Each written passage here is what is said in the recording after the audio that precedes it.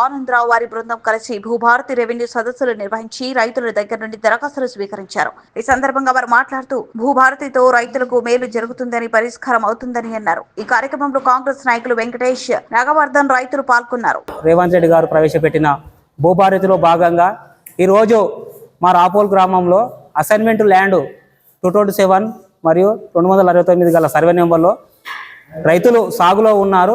వారికి ఇంతవరకు ఆన్లైన్ కాలేదు. 60 నుండి 70 మంది రైతులు భూమి సాగులో ఉన్నారు, వారికి ఆన్లైన్ కాలేదు. ఈ భూభారతిలో భాగంగా ఈరోజు రెవెన్యూ అధికారులు మా రాపోల్ గ్రామానికి రావడం జరిగింది.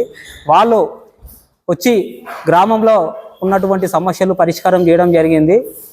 అసైన్మెంట్ ల్యాండ్ వలన ఒక 260 నుండి 70 మంది రైతులు లబ్ధి పొందుతారని దీని సందర్భంగా తెలియజేస్తున్నాను.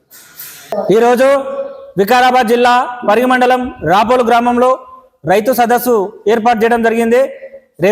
పరిగి మండల రెవెన్యూ ఆధ్వర్యం లోపల. ఎందుకోసం అంటే తెలంగాణ రాష్ట్ర ప్రభుత్వం ఇప్పుడు ఉన్నటువంటి ప్రస్తుత మన ముఖ్యమంత్రి రేవంత్ రెడ్డి గారు గత ఎన్నికల లోపల తెలంగాణ ప్రజలకు ఇచ్చిన హామీ మేరకు ధరణి పోర్టల్ను మొత్తము బంగాళాఖాతంలో పడేసి ఈరోజు భూమాతను భూభారతిగా తీసుకురావడం జరిగింది.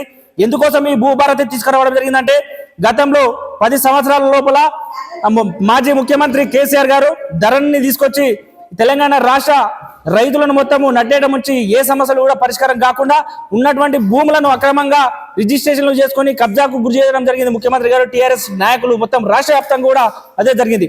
నిజంగా పేద రైతులకు చాలా అన్యాయం జరిగింది. ఎందుకోసం అంటే మేము కూడా అందులో బాధితులుగా ఉన్నాం. ఉన్నటువంటి పట్టా భూములు ఎవరు భూమి ఎవరికి వెళ్తుందో తెలియని సందర్భం ఉంది. ఏ భూమిలో ఎంత భూమి కట్ అవుతుందో తెలుస్తలేదు. మనకు అంటే క్యాండిడేట్లకు పట్టాదారులకు తెలియకుండానే ఒకరు భూములు ఒకరు తారుమారు కావడం, మళ్ళీ సక్సెషన్లు పెండింగ్ ఉండడం, అనేక విరాసతులు కూడా కాకపోవడం, అన్ని సరిగ్గా ఉండి రైతులు ఉన్నటువంటి దరఖాస్తులు పెట్టుకొని కూడా ఎంఆర్ఓ ఆఫీసుల చుట్టూ వాళ్ళు చెప్పులు అరిగేదాకా కూడా తిరిగే పరిస్థితి ఉంది. ఎందుకోసం అంటే ఆ ఎంఆర్ఓలకు కూడా పూర్తి అధికారాలు ఇవ్వలేకపోతున్నాయి. గతంలో కాంగ్రెస్ ప్రభుత్వం ఉన్నప్పుడు ప్రతి ఒక్కటి ఏమున్నా మనకు పట్వారు ఉంటుండే, ఆర్ఐ ఉంటుండే, ఎంఆర్ఓ ఉంటుండే.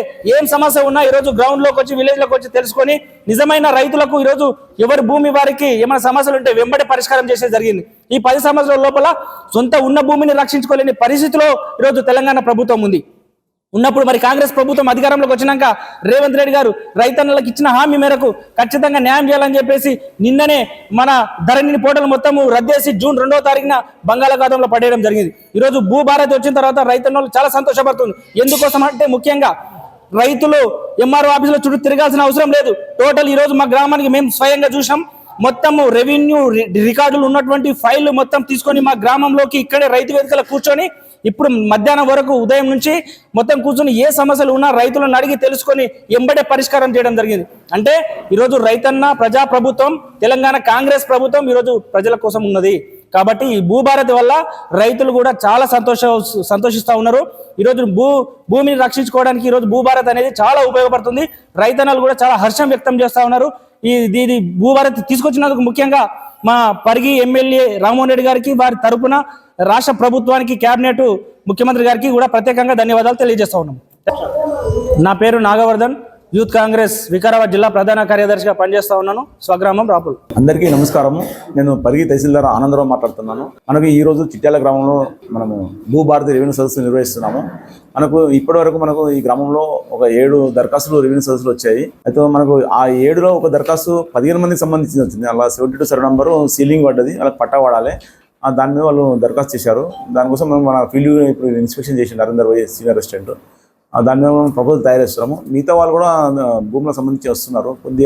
కొందరికి ఎలా ఉందంటే పౌతిళ్ళు కాని వాళ్ళు ఒకరు ఉన్నారు, ఇంకోటి అన్న పేరు మీద వాళ్ళు తమ్ముని పేరు మీద ఎక్కాలని 2 ఉన్నారు. ఇట్లా కొద్దిగా ఇక్కడ పెద్ద ఆర్ఎస్ఆర్ డిఫరెన్స్ కూడా లేదు. ఊర్లో ఆర్ఎస్ఆర్ ఒక 22 ఎకరాలు లెస్సే ఉన్నది, ఇంకా యాడ్ చేసి ఉంది. వేరే వీళ్ళేమో ఆర్ఎస్ఆర్ ఎక్స్టెంట్ వేరే చాలా తేడా ఉంటుంది, కానీ ఈ వీళ్ళలో ఆర్ఎస్ఆర్ ఎక్కడ ఏమైనా తేడా లేదు. 22 ఎకరాలు ఇంకా తక్కువ కలపాలి అంతా తప్ప వేరే మిస్టేక్ ఇక్కడ లేదు.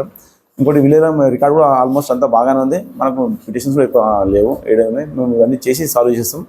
ఇంకా మేము 4 గంటల వరకు ఉంటాము. ఎవరైనా వచ్చినప్పుడు దరఖాస్తు తీసుకుంటాము. నెక్స్ట్ విలేజ్ మళ్ళీ రేపు ప్రిపేర్ అయి ఉంటాం. ఇప్పటికి మన దగ్గర ఈరోజు రాపోల్ ఉంది, ప్లస్ ఇక్కడ చిట్యాల విలేజ్ 2 విలేజ్లు నడుస్తున్నాయి. కాబట్టి దరఖాస్తులు అంటే ఇచ్చుకోవాలని మేము అందరికీ ఈ రెవెన్యూ సమస్యలు ఎవరైనా సరే ఈ నెక్స్ట్ విలేజ్లలో కూడా వచ్చినప్పుడు దరఖాస్తు చేసుకొని వాళ్ళ సమస్యలు సాల్వ్ చేసుకోవాలని కోరుతున్నాం.